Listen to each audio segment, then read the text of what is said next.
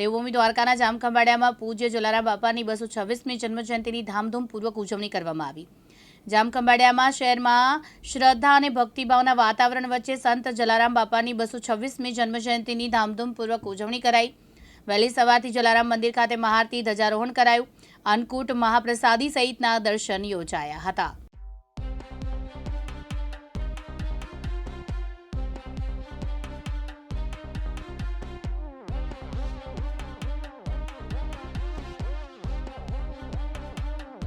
आज रोज खंभाळिया खाते आ पूज्य जलाराम बापा मंदिर खाते पूज्य जलाराम बापा 226मी जन्म जयंती भव्य उजवणी भाग रूपे भव्य अन्नकूटनु मंदिर परिसर में आयोजन करवामां आवेल छे।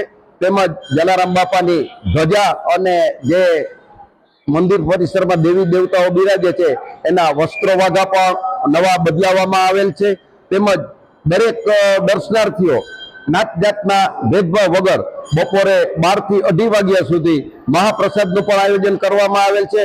अने आजना ज शुभ दिवसे पूज्य जलाराम बापानी शोभायात्रा पण અહીંથી શરૂ કરી અને વંદરાવનદાસ ધનજીભાઈ બરછા લોહાણા માજનવાડી ખાતે સંપન્ન થશે અને રઘુવંશી ભાઈઓ બહેનો ખૂબ જ ઉત્સાહપૂર્વક આ ભવ્ય ઉજવણીનો લાભ લઈ રહ્યા છે।